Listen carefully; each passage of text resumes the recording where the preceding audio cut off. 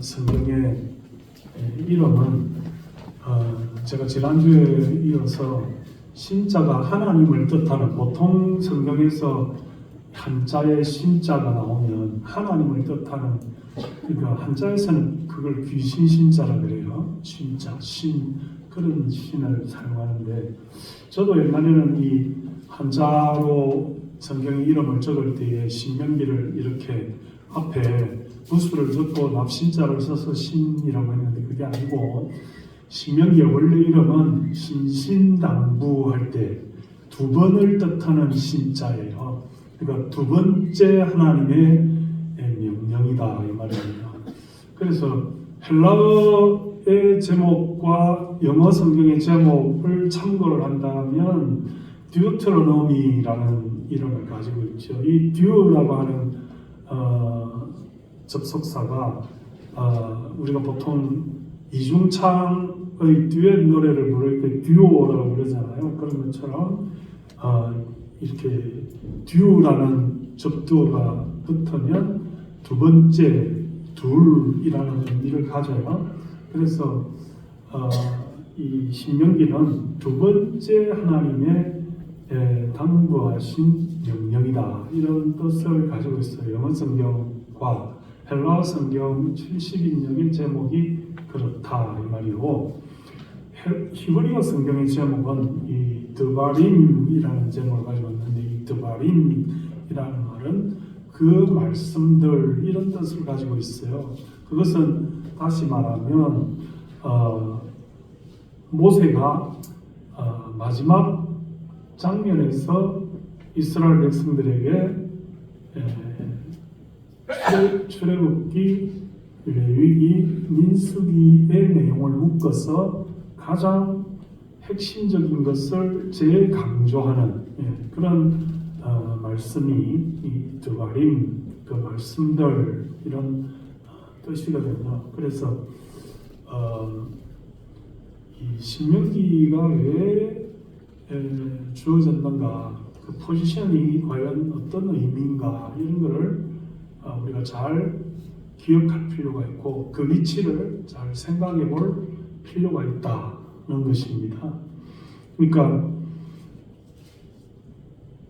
이스라엘 백성들이 출애굽기에 애굽을 떠나서 약속의 땅에 들어가는데 60만 3,550명이 출애굽을 해서 광야 생활을 지나가다가 그 1세대가 하나님 앞에, 우리가 지난 신명기 1장에 살펴본 말씀처럼 하나님 앞에 불순종함으로 그 1세대가 다 40년 광야 생활을 통해서 죽임을 당하게 되는 결과를 초래했다는 거죠.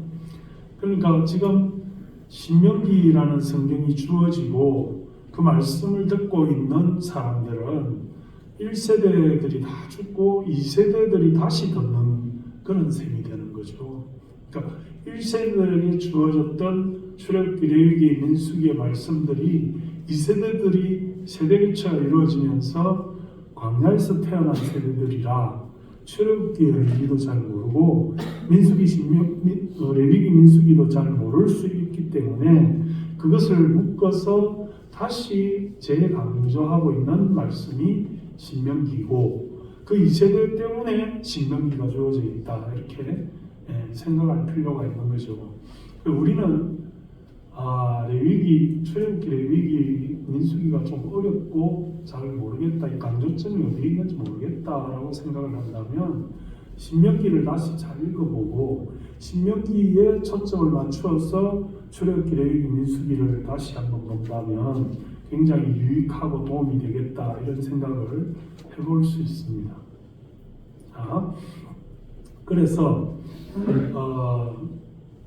이스라엘 백성들이 우리의 믿음을 상징적으로 본다면 출애굽기적인 믿음의 시기를 걸어갈 수가 있고, 그 다음에 레위기, 민수기적 믿음의 시기가 있고, 그 다음에 신명기를 지나서 여호수아적 믿음의 시기가 있을 수 있어요. 이 과정적으로 말하자면 애굽 안에서 노예로 종살이를 하던 그런 신분의 하나님 백성들이 있고요. 그 다음에 10가지 재앙을 통해서 출애굽을 하잖아요. 유월절이나 이런 하나님께서 주신 재앙들을 통과해서 이제 애굽을 떠나서 홍해를 건너고 광야 생활을 하면서 그 40년 동안의 믿음 생활을 하던 그런 과정이 있고요.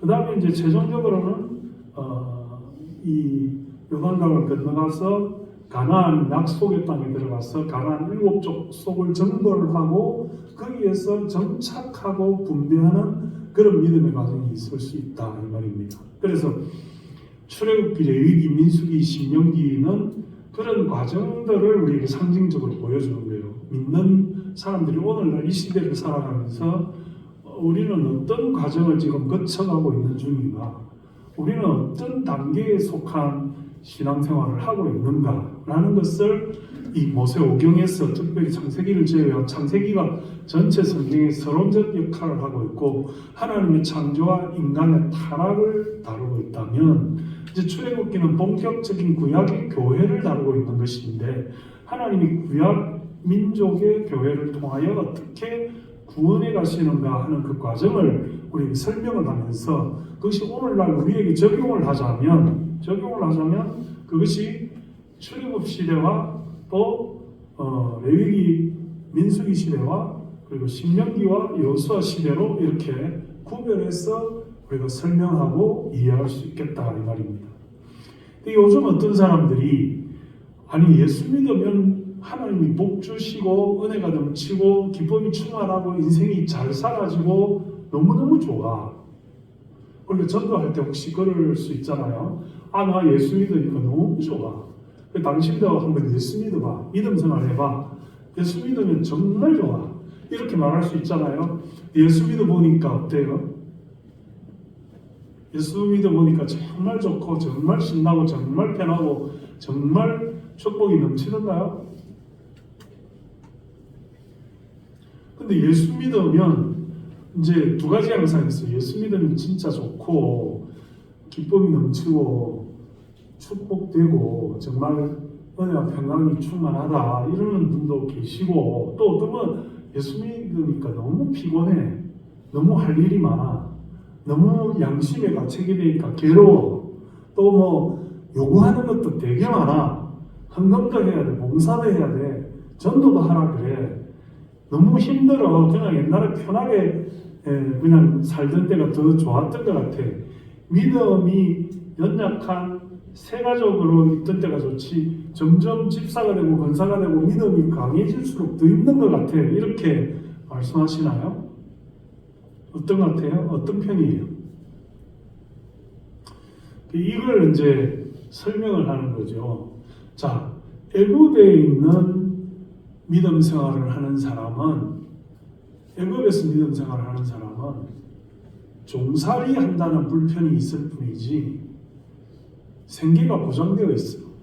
이스라엘 백성들이 광야 생활을 하면서 자꾸 돌아가자 옛날이 좋았다 그러잖아요. 우리가 믿음 생활하면서 믿음 생활 때문에 힘들고 어려울 때 차라리 예수 안 믿을 때가 좋았다 이렇게 생각하는 분들이 있을 수 있어요. 또 좀 중직을 맡아가지고 교회에서 이렇게 요구하는 게 많고 봉사를 해야 되고 시간을 내야 되고 막 이렇게 기도도 하라 그러고 예배에 나오러 가고 새벽 기도도 하라 그러고 이러니까 그냥 옛날에 초신자로 그냥 있을 때 평신도로 있을 때가 좋았지 건사되니까 왜 이리 힘들어 이렇게 하실 수도 있죠. 근데 애굽에서 우리가 종살이하는 그런 신분으로 있으면 대적이 없어요. 대적이. 응? 애굽에서 종살이하고 있으면 대적이 없어. 거기에는 애굽이 다 지켜주니까. 애굽이 우리의 주도적 역할을 하고 주권을 가지고 있으면서 우리는 종의 신분이니까 우리가 보호받는 거예요. 그 애굽의 권력과 군사력과 이런 정치와 통치 아래에서 보호를 받는 거지. 그러니까 종살이를 한다는 노예의 신분이라는 그거 힘들지, 그 외에는 먹을 것도 주지, 또 뭐 적으로부터 보호를 해주지, 뭐 걱정할 필요가 사실은 없지, 뭐 그런 거죠. 근데 이스라엘 백성들이 하나님의 명령을 따라서 출애굽을 하잖아요. 우리는 그것을 출생이라고 봅니다. 그리스도인으로서의 출생이다. 엄마 뱃속에서 태어나는 출생이 아니고 예수를 믿는 사람으로서의 제대로 된 신앙생활으로의 출산과 같다. 그러면 뭐가 있습니까? 광야 생활을 하면 암몬도 있고 모압도 있고, 예? 에돔도 있고, 오늘 본문에 보니까 바산왕 옥도 있고, 또 여기 보니까 헤스본 왕 시온도 있고, 적들이 막 생겨나요. 적들이. 왜 그렇습니까? 우리가 노예가 더 이상 아니거든. 주도권을 가지고 주체적인 삶을 살아가려고 하면 우리를 힘들게 하고 괴롭히는 적들이 있다. 그래서 우리가 평정해야 될 그런 토착 원주민들이 있다. 하나님의 약속의 땅 목표를 향해서 나아가려고 하면 그 정복해야 될 과정들이 있고, 하나님의 명령을 따라 대적해야 될 적들이 있고, 싸워서 이겨야 될 영적 전쟁을 치루어야만 우리가 하나님이 목표하신 그 약속의 땅에 들어가게 된다 말이죠. 그래서 우리가 마귀의 종노릇하고 노예로 살면 힘들 게 없어요. 그냥 바람 부는 대로 물결 치는 대로 그냥 마귀가 뭐라고요? 잡힌 고기에게는 먹이를 더 이상 주지 않는 거예요. 자기 소유니까. 마귀의 소유는 어려움도 없고 시련도 없고 걱정도 없고 고난도 없어요. 그냥 흘러가는 대로 적당히 이렇게 살아가면 되는 거죠.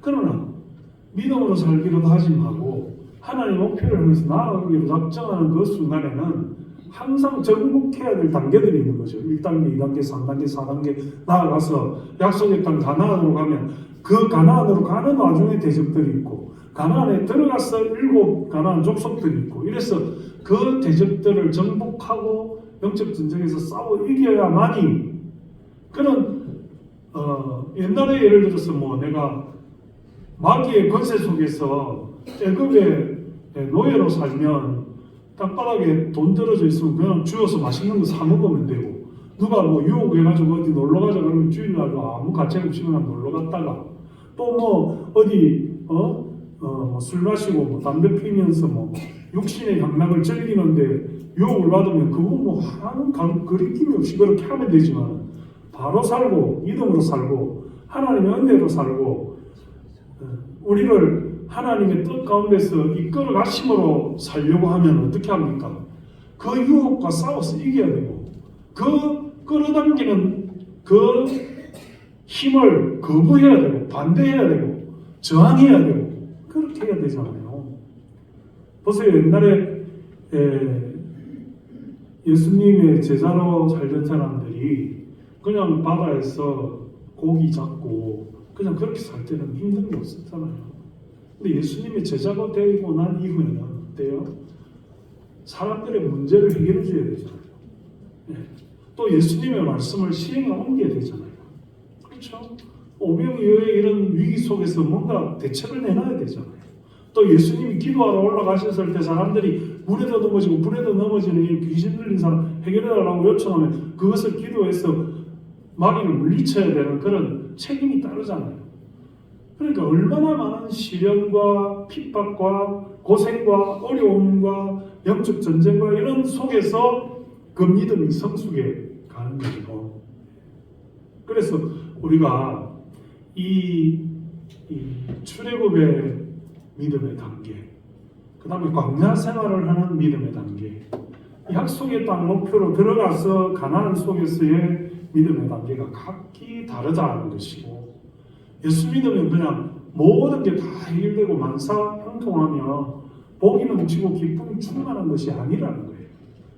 물론 기쁨이 충만하고 감사가 넘치고 너무 즐겁고 좋은 순간도 있어요. 어떻게 그게 가능하냐면 이런 시험과 시련과 우리 발목을 잡는 그런 것들을 이겨내야 돼. 그걸 초월해야 돼. 뭐 그 정도는 내가 이겨낼 수 있다라고 자신만만하게 우리의 믿음의 영역이 커져서 그런 우리를 흔드는 것들에 대해서 초월해버리면 그때는 이제 평강과 기쁨과 소망과 은혜의 단계로, 예를 들어서 내가 멀리 있는 하나님의 축복의 나라를 바라보고 그것을 소망하는 것이 내 것이 되면 내 눈앞에 있는 이런 작은 아픔과 슬픔, 고통, 괴로움점이야. 그죠? 예를 들어서 내가 여러분들이 살아가면서 천국에 대한 확신과 소망이 확고하면 내가 아프고 이 아프다가 병들어서 죽게 되는 거니까 아무것도 아닌 거지. 그래서 제가 말씀드리잖아요. 많은 분들이 병에 노출되고 많은 분들이 암에 걸리고 많은 분들이 살다가 어려움을 만나는데 그걸 극복하는 단계의 믿음을 가진 사람이 있고 그것을 어찌할 바를 몰라서 그냥 너무 힘들어하고 너무 괴로워하면서 그냥 막 옛날에 차라리 이런 예수를 모르고 구원을 모르고 믿음을 몰랐던 그런 시절로 그냥 돌아갔으면 이런 시련도 없었을 거 아니냐면서 원망하고 불평하는 그런 사람도 보게 된다 이 말이에요. 제가 다시 말씀드리면 광야에서 이스라엘 백성들이 하나님께서 단계를 거쳐서 그 대적들을 지나서 올라가라 그러면 얻게 될 것이야 약속해 줬는데 그 약속을 불신하고 어떻게 했습니까? 나는 굉장히 지혜로워. 그래서 네이버에 검색해 볼 거야. AI에 물어볼 거야. 유튜브를 찾아보지. 그 사람들의 평균 신장이 몇이고 사용하는 금속이 어떤 종류의 금속을 사용하고 그들의 무기가 어떻게 되어 있고 그들의 병참과 그들의 모든 인구가 몇 명이며 우리의 능력은 얼마고 우리의 싸움의 능력치는 얼마며 우리의 싸움이 계속되어졌을 때 유지되는 식량의 양이 얼마고 이런 걸 전부 비교 검토해 보니까 어때요? 53대 47로 이 싸움은 승산이 없어. 그래서 10명의 정탐꾼이 포기하잖아요. 그리고 하나님의 명령을 거역하잖아요. 이스라엘 백성이 광야에서 영적 전쟁을 하는 하나님의 군대잖아요. 그래서 우리가 민수기 볼 때 은나팔을 불면 전진하고 또 두 번 불면 후퇴하고 이렇게 다 신호를 체계를 만들어 가지고 제일 앞에는 어떤 지파가 서고 후미에는 어떤 지파가 서고 군사는 어떻게 호위를 하고 하나님의 그 성막은 어떤 위치에 있고 이거 다 정해서 하나님의 군대로서의 삶을 살잖아요. 그런데 하나님의 군대가 하나님의 명령을 복종하지 않으면 어떻게 되겠어요? 군대에서 가장 큰 잘못이 뭐겠어요? 명령 불복종이에요. 그래서 명령 불복종하면 적결처분을 하는 거죠. 명령 불복종하면 그 자리에서 죽는 거예요. 그래서 이스라엘 백성들은 하나님의 명령을 불복종했기 때문에 하나님이 올라가면 가지게 될 것이다 했는데 그것을 불신하고 사람을 먼저 보내서 정탐꾼들의 결과 보고를 듣고 불평하고 원망하면서 차라리 옛날이 좋았다고 되돌려서 광야로 돌아가는 결정을 하게 됩니다. 그러니까 하나님 결국은 그 40년 동안에 거부한 1세대들이 광야에서 다 죽도록 만들고 하나님이 그래도 긍휼과 자비를 베풀어서 거기에서 그 부모에게 태어난 광야에서 태어난 2세대들을 통하여 다음 세대를 통하여 약속의 땅으로 다시 그 목표를 향해서 가데스 바네아로 집결하게 한 그 장면이 신명기 1장에 나오는 얘기고 자 너희 조상들이 왜 인생을 실패했는지 아는가에 대해서 다시 설교를 하고 있는 장면이 오늘 신명기 1장, 2장, 3장, 4장에 등장하고 있다 이 말이죠. 제가 신명기를 크게 세 부분으로 나누어서 1, 2, 3, 4장의 회고의 장면 그 다음에 5장에서 쭉 이어지는 하나님께서 율법을 재해석하시는 장면 그 다음에 28장 이후에 나오는 미래를 향한 하나님의 계획. 이래서 크게 3등분으로 나눌 수 있다. 이렇게 말씀을 드렸죠. 왜 인생을 실패하는가? 왜 신앙생활의 열매를 맺지 못하는가? 왜 인간의 지혜를 하나님보다 더 앞에 두어서 잘못 행하는가? 왜 하나님의 명령에 순종하지 못하는 우리를 더하였는가 하는 것이 오늘 우리가 신명기를 보면서 집중해야 되고 살펴봐야 될 그런 말씀이라는 거죠.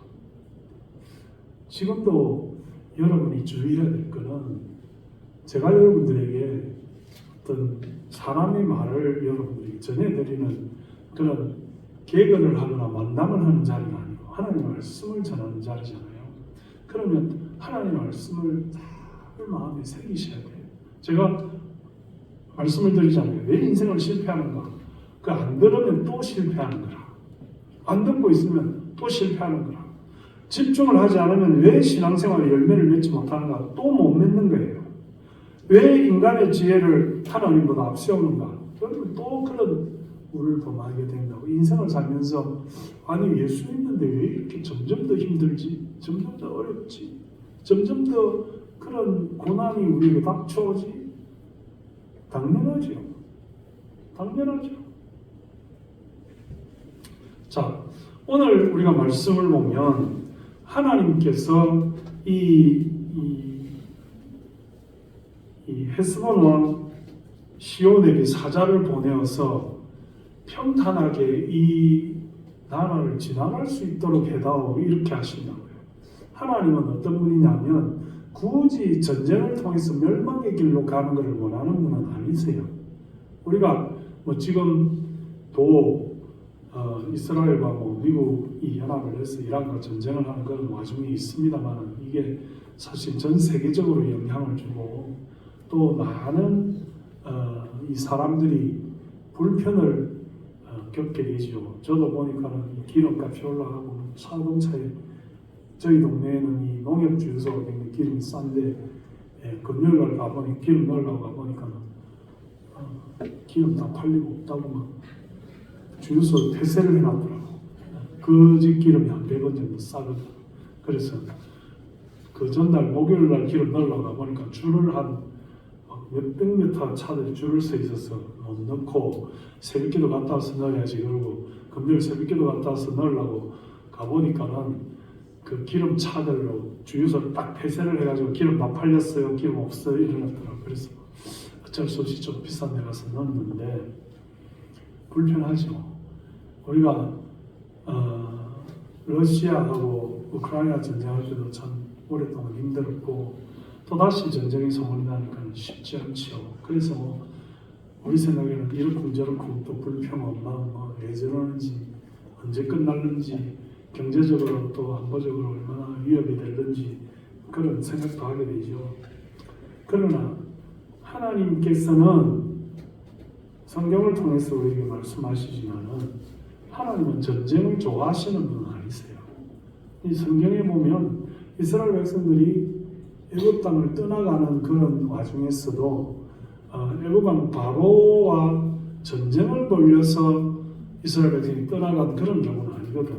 내가 좋게 말하는데 하나님의 백성이고 하나님께 예배하는 자들이니까 너희가 보내라 이렇게 경고를 한다고. 그렇지 않으면 재앙을 받게 될 것이다. 그죠? 그런데 바로가 어떻게 합니까? 처음에는 그래 너희들이 가라 이렇게 하다가 말을 또 바꾸어서 못 간다. 노예가 없으면 우리가 불편해. 이렇게 해서 그 과정이 10번씩 반복되면서 사실은 나중에는 점점 더 끔찍한 그런 상태로 되잖아요. 마찬가지로 하나님께서 우리가 배우기 좋게 아모레라고 그러는데 암몬, 모압, 그 다음에 이 에돔 족속, 그래서 그 머리 글자를 따서 아몰레라고 그래요. 아몰레 족속하고는 평화를 하라 이렇게 하나님 명령하거든. 왜냐하면 암몬, 모압, 에돔 족속은 사실은 뿌리를 따져가 보면 이스라엘의 조상들과 같은 뿌리를 가지고 있는 사람들이라. 그래서 그들과 억지로 전쟁하거나 노략질하거나 뺏거나 그렇게 다툼을 하지 말라 이렇게 명령을 합니다. 성경 읽어보면 평화를 하고 그냥 지나가도록 허락만 해주면 물도 그냥 마시지 않고 돈을 치르고 양식도 그냥 얻어먹지 않고 돈을 치루어서 평화 가운데 잘 그들의 영토를 지나가도록 하라. 왜냐하면 주 목적이 이방 족속이고 우상을 섬기는 족속인 가나안 7족속을 섬멸하는 데 목표가 있으니까 그들과 사촌 국가나 형제 국가는 굳이 전쟁을 하지 않도록 그렇게 하는 것이 하나님의 뜻이거든요. 그런데 어떻게 합니까? 오늘 본문에 보면 이런 와중에서도 잘 수용해서 하나님의 경고의 메시지를 받아들이고 평화 가운데 지나가면 좋았을 것을 그렇게 하지 않기 때문에 결국은 전쟁이 발발하게 되고 결국은 그 전쟁에서 비참한 참상이 일어나게 되는 그런 결과를 초래하게 된다는 거죠. 우리 인류의 역사를 보더라도 전쟁은 피할 수만 있으면 피하는 게 좋은데 어떻습니까? 그 전쟁의 보복의 위협이 두렵지 않을 때 전쟁이 발발하게 되는 거거든요. 그래서 뭐 이데올로기를 이야기하고 무슨 명분을 쌓고 이런 말을 하지만 사실은 국가적 이익을 위해서 전쟁을 초래하게 되는 거죠. 우리나라도 과거에 뭐 청나라, 또 뭐 명나라, 또 동나라, 또 그 외에 중국 쪽에 그 변방의 침략을 받고 또 우리나라가 개화기 시대에 뭐 러일 전쟁, 청일 전쟁, 또 뭐 유럽이나 이렇게 강대국들이 침략을 받는 것도 다 국가의 이익 때문에 이해관계를 켜서 그런 전쟁이 발발하게 되는 거죠. 우리가 만약에 힘이 있고 강력하고 우리를 지킬 만한 능력이 된다면 뭐 굳이 전쟁을 하지 않아도 되었었겠죠. 그러나 힘을 키우지 못하고 능력이 없기 때문에 침략을 당하는 것이고 지금도 마찬가지. 뭐 이런 이데올로기의 틈바구니 속에서 뭐 북한과 경계를 하고 있고 우리 뒤에는 후방에 일본이 있고 우리 전방에는 중국이 있고 러시아도 있고 또 뭐 동맹이라고 할 수 있는 뭐 미국도 있다고 하지만 언제 어느 시점에 등을 돌릴지 모르는 급박한 국제 상황 가운데 우리가 살아가는 것이고 우리가 낭만적으로 저 나라는 우리를 도와줄 거야 이렇게 생각하면 큰 오산이고 저 나라는 우리하고 연합해서 사이좋게 할 거야 이건 뭐 그렇게 한다는 것이 참 낭만적인 생각이고 힘을 기르지 않으면 언제든지 침략을 당할 수 있고 전쟁의 위협이 있을 수밖에 없는 그런 상황이기 때문에 우리가 마음 놓고 뭐 평안이 계속될 것이다. 이건 좀 생각해 봐야 될 문제이고요. 그런 와중에서 우리가 과연 어떤 삶을 살아갈 거냐. 전쟁은 하나님께 속한 거예요. 우리가 믿음으로 사는 사람들은 모든 세상에 속한 전쟁들은 하나님의 섭리 가운데 있는 것이다 하는 것이고 그것은 인간이 죄악성을 가지고 있기 때문에 자기의 이익을 위해서는 언제든지 등 돌리고 배신하고 공격하고 또 피해를 입힐 수 있는 그런 가능성이 있기 때문에 그것에 대해서 늘 격앙심을 가지고 있지 않으면 안 된다는 것입니다. 지금 사람들 사이의 대인관계도 세상을 살아가는 방법도 항상 우리가 믿음으로 무장하고 우리가 바로 서 있어야 되지. 여러분들이 조금이라도 자기 것을 지키지 못하고 힘이 없거나 허점을 보이거나 이렇게 한다면 뭐 우리는 언제든지 약탈을 당하고 어찌할 바를 모르는 그런 상황 속에 살아갈 수 있다는 것을 우리가 염두에 두고 인생을 살아야 된다는 것입니다. 그래서 하나님의 뜻은 원래부터 하나님이 전쟁과 다툼과 멸망과 이런 공포의 하나님이 아니시고 하나님은 평안의 하나님이시고 하나님이 대적들을 허락해 두시는 이유가 뭐겠어요? 우리가 생각할 때는 아니 하나님 그러면 우리가 하나님의 백성인데 모든 잘못 행하고 하나님이 없고 무신론적이고 불신앙적인 저들을 다 멸하시옵소서. 왜 저들을 살려두고 저들을 존재케 하고 저들이 공격하도록 하고 저들이 하나님을 대적하고 저렇게 버려두시나이까 이렇게 할 수 있겠죠. 그러나 우리가 성경의 역사나 말씀을 보면 특별히 이제 예를 들어서 우리가 소선지서 가운데 요나를 보면 요나에 나오는 하나님께서 니느웨로 가서 너희의 대적들에게 복음을 전하라. 사흘 안에 멸망을 할 것이다. 회개하지 않으면 안 된다. 라고 왜 하나님 저들에게 기회를 줍니까? 요나가 그랬죠. 그래서 하나님 명령하시는 대로 복음을 전해 추천을 안 가려고 하다가 물고기 뱃속에 들어가 있어서 사흘 동안 기도하고 결국은 하나님의 명령을 행하도록 하시지 않습니까? 요나가 하나님의 멸망의 선포를 저들에게 하고 난 이후에 저들이 회개하고 돌이키잖아요. 그러니까 너가 멀리서 이제 심판할 거야 라고 기도하고 있다가 심판이 안 이루어지니까 하나님께 더 원망하죠. 하나님 뭐라고 합니까? 너가 너 햇볕과 뜨거운 태양을 가려줄 그 풀잎파리 하나를 먹어치우는 벌레를 보고도 하나님을 원망하거든. 하물며 저렇게 수많은 자기의 앞날을 모르는 저 불쌍한 영혼들이 회개하고 돌아오는 것에 대해서 내가 저들을 구원한다고 나를 원망하느냐. 그 요나의 강조점이 뭐라고요?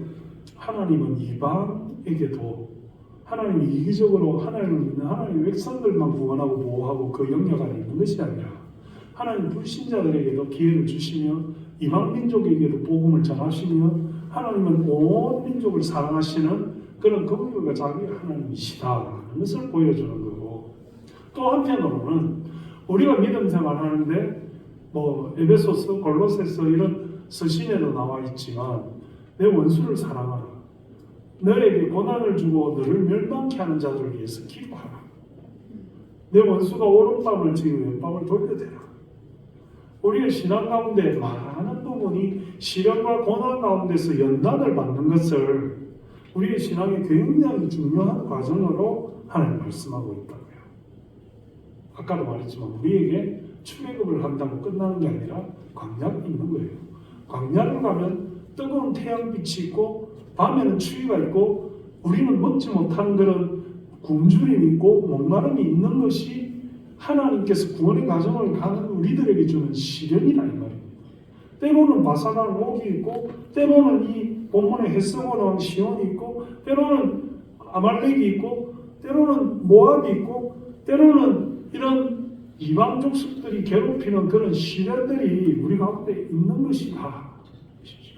그래서 우리는 하나님의 뜻을 모르고 살아가는 동안에 천국과 같이 그렇게 살기를 원할지라도 하나님 우리의 약속의 땅 천국에 온전히 우리를 들어가게 하기 위해서는 그 우리가 겪어야 될 반드시 시련과 고난과 역경과 핍박의 과정을 거쳐가야 되는 것이다. 우리가 사도행전에서도 보았지만 하나님께서 바울을 통해서 로마의 복음을 전할 수 있는 그 과정 속에는 감옥에도 갇히고 또 총독들에게 재판도 받고 또 자기 동족들에게 위협도 당하고 배척도 당하면서 그런 고난과 역경 가운데 목표를 이루어 가시는 하나님의 뜻을 발견할 수 있지 않는다는 것입니다. 오늘 우리가 사실은 지금 우리 인생이 참 긴 터널을 지나는 것 같이 힘을 들지라도 지나놓고 보면 이 인생은 아주 짧은 인생입니다. 근데 이 짧은 인생 동안에 하나님의 약속의 그 천국이라고 하는 저 멀리서 바라볼 수 있는 약속의 땅, 그 ultimate land라고 하는 구원과 궁극적인 하나님, 우리가 들어갈 수 있는 그곳에 향하여 갈 때에는 우리를 괴롭히고 힘들게 하는 그런 시련을 이겨내야만 가능하다는 것이죠. 정금과 같은 정말 순도 백의 아름다운 믿음을 우리가 하나님 앞에 증명하려고 한다면 시련의 불을 통과해야만 정금의 그 믿음이 나오는 것이지, 우리의 모든 더러운 죄로 말미암아 섞여져 있는 그런 불순물을 하나님이 주신 그 시련을 통해서 거듭거듭 정결하게 하고 거듭거듭 순도가 높은 믿음으로 살아서 하나님의 은혜에 땅에 넉넉할 수 있도록 하는 것이 하나님의 계획과 하나님의 섭리다라는 것을 우리가 기억할 필요가 있다는 것입니다. 그래서 하나님은 모든 이방 민족도 돌아오게 할 기회를 주시는 긍휼과 자비로서 그들을 통치하시는 하나님. 우리에게만 태양빛이 비치고 우리에게만 비가 오고 우리에게만 열매가 맺히고 우리에게만 은혜가 있는 것이 아니라 모든 사람들과 모든 세상 사람들에게 동등하잖아요. 오늘 교회에만 조명이 스포트라이트가 비춰지는 것이 아니라 안 믿는 사람에게도 태양빛이, 안 믿는 사람에게도 긍휼과 자비의 광선이, 안 믿는 사람에게도 하나님의 은혜가 계속해서 승리와 작용을 한다는 것입니다. 그들도 돌아올 수 있도록 하는 것이고, 또한 우리가 살아가면서 그런 시련들과 핍박을 통해서 우리가 거듭나고 우리의 신앙이 발견될 수 있도록 하나님이 시험과 연단에 기회를 주시는 그런 취지에서 하나님이 이방을 허락하고 계신다 하는 것을 우리가 기억할 필요가 있다는 것입니다. 오늘도 우리가 이 신명기의 말씀은 사실은 1세대들이 하나님 앞에 순종하고 하나님의 명령에 따랐더라면 굳이 신명기가 없어도 좋았을 뻔했어요. 창세기, 출애굽기, 레위기, 민수기, 그 다음에 여호수아 이렇게 넘어가도 될 뻔했다. 그런데 왜 신명기가 이 자리를 차지하고 있는가? 라고 묻는다면 그 1세대들이 하나님 앞에 불순종했기 때문에 오늘날 우리가 이 세상을 살아가면서 하나님의 말씀에 불순종하고, 제가 지난주 오후에도 그 자기 객관화를 가지고 좀 이야기를 했죠. 여러분들이 들으시면 좀 유익했다고 이렇게 말씀하시는데, 우리가 사람들의 죄라는 것은 거짓말하고 도둑질하고 살인하고 간음하고 그런 죄만 죄가 아니라 우리의 죄 중에 상당한 부분은 교만이지. 통상적으로 일반적으로 판단하고 결정하고 이렇게 살아가면서 하나님의 의도를 염두에 두지 않고 내가 잘나고 똑똑하고 지혜롭고 내가 할 수 있다라고 생각하는 거예요.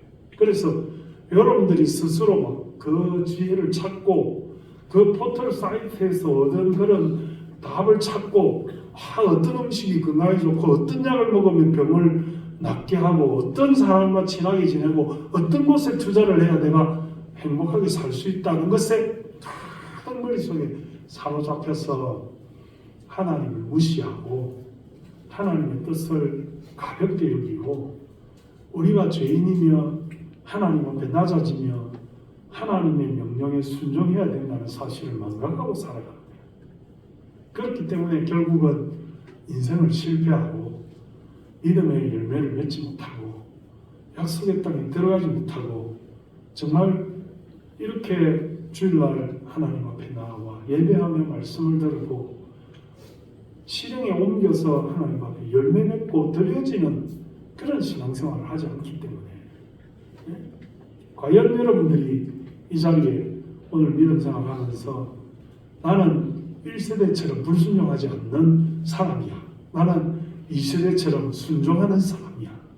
그래서 나는 거리낌 없이 구원받을 자격이 충분해. 나는 만족해. 나는 이 다른 사람들과 달라. 그렇게 확신할 수 있으신가요? 오늘 우리에게 신명기 2장이 말해주고 있는 것처럼 신명기 1장이 말해주고 있는 것처럼 오늘 거듭거듭 모세의 설교를 통해서 왜 모세가 1세대의 실패를 설교합니까?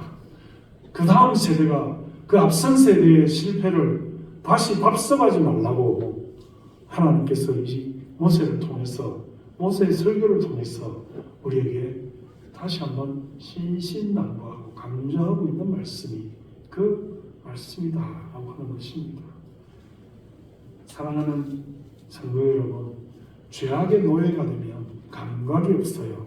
감각이 없어요. 노예근성이라고 하는 것은 내가 잘못하는구나, 죄짓는구나, 내가 교만하는구나, 내가 하나님 앞에 정말로 불쌍하고 부족하고 정말로 형편없는 인간 중심의 그런 교만한 존재구나 하는 자각이 없어요.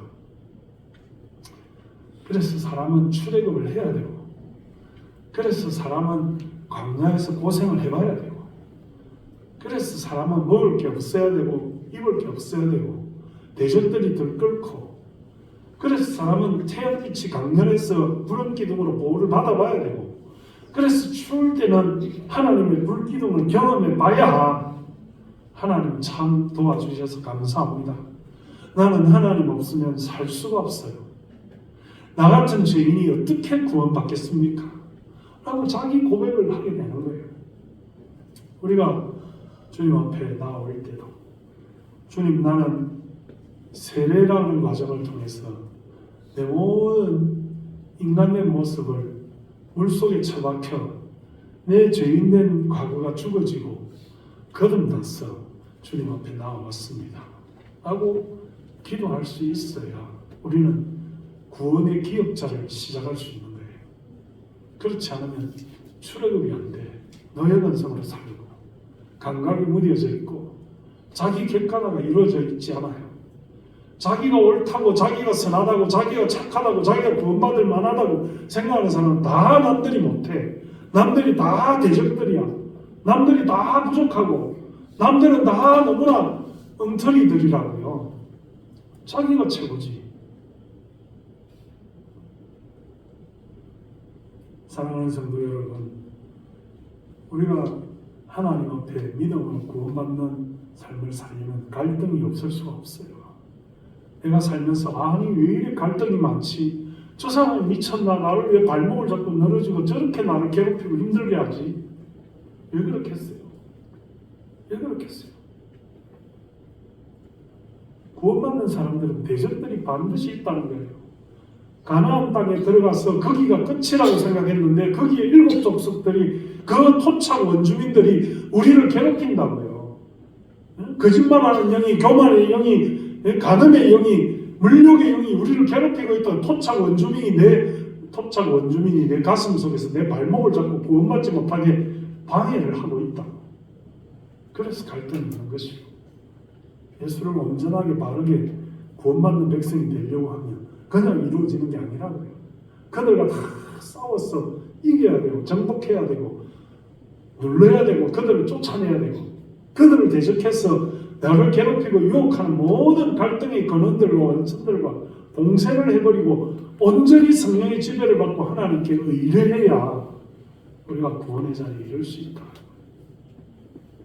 오늘 우리가 출애굽기, 레위기, 민수기, 신명기는 애굽을 떠나는 방법, 또 하나님 앞에 5가지 제사제도와 절기제도로 우리가 거룩해지는 방법, 민수기를 통해서 하나님 앞에 불순종하지 않고 순종하며 대적하지 않고 사탄에게 이단에게 넘어가지 않고 하나님 앞에 순전하게 대적들 가운데서 승리하고 하나님 앞에 순종하는 온전한 광야를 지나가는 방법을 깨우쳐야 돼요.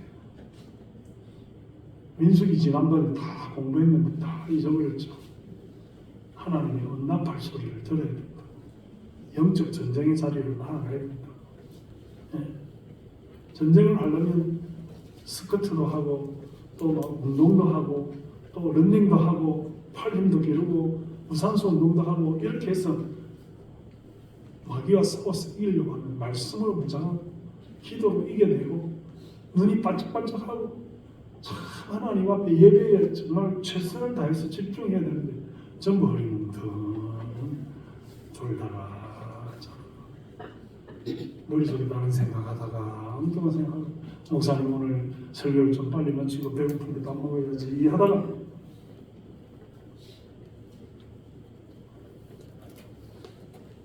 그럴 때는 참 너무 낙심이 돼요. 눈을 맞추는 사람이 한 5명밖에 없어. 참으로 졸다가 자다가 엉뚱한 생각하다가 이 생각 잡념에 사로잡혀서 설교 빨리 끝나나 오늘도 잔소리 하나 그러다가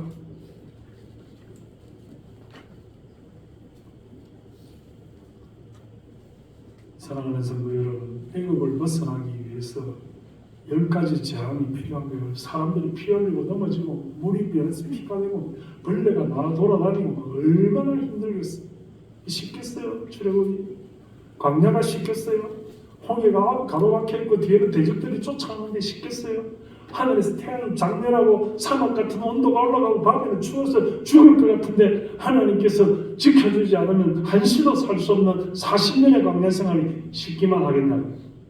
결국 그렇게 갔더니 7 대적들이 그인족들이 우리를 기다리고 있고 삼키려고 하고 있는데 의논해 보니까 안 되겠다고 불가하다고 돌아가자고 그렇게 불평하고 원망하면 차라리 종살이 할 때가 낫다. 그렇게 하는데 쉽겠냐고요. 구원의 그 길에 도달하는 것이 쉽지가 않다. 사랑하는 성도 여러분, 우리가 이 세상을 살아가면서 하나님 앞에 갈등이 있습니다. 시험이 있어요. 어려움이 있습니다. 눈물과 한숨이 있고요. 쉽지가 않아요. 그거를 초월하고 뛰어넘는 그런 믿음의 소유자가 되어야 돼요. 시련 와라. 어려움 와봐. 내가 이겨낼 수 있어. 하나님이 나를 지켜주잖아. 하나님 손에 있으면 모든 문제가 다 사라져. 이렇게 자신만만하게 믿음 생활할 그런 저와 여러분 되시기를 주님 이름으로 축원합니다. 출애굽하시고요. 광야 지나가고요. 가나안 족속들과 싸워서 이기고요. 구원의 자리에 가는 저와 여러분 되시기를 주님의 이름으로 축원합니다. 하나님 아버지, 과연 어떻게 사는 것이 복받는 신앙의 길인지 오늘도 우리가 말씀을 통해서 살펴봅니다. 왜 인생을 실패하며, 왜 신앙생활의 열매를 맺지 못하며, 왜 죽을 때가 되어서 후회를 하며, 왜 인간의 지혜를 더 신뢰해서 하나님 앞서 행하는 것을 믿지 못하는 우리인지 오늘 우리를 돌아보게 해 주옵소서. 하나님이 사람을 아버지가 아들을 안은 같이 그렇게 안아서 약속의 땅으로 옮겨가시는 분이라는 사실을 확신하는 저희들이 되게 하여 주옵소서. 우리가 모든 시련을 이겨내고 하나님의 그 본향으로 고난주간을 건너서 부활의 주님을 만나는 우리가 되게 해 주옵소서. 오늘도 아버지 하나님 우리를 지켜주시고 우리를 사랑하시고 우리의 기도를 들으시고 우리의 찬송을 들으시며 영광 받으시기에 합당한 하나님이신 줄 확신하오니 아버지 하나님 우리를 하나님께서 불쌍히 여겨주시고 수렁에서 건져주시고 우리의 발을 단단한 반석 위에 두시고 은혜를 더하여 주옵소서. 예수님의 이름으로 감사하며 기도드리옵나이다. 아멘.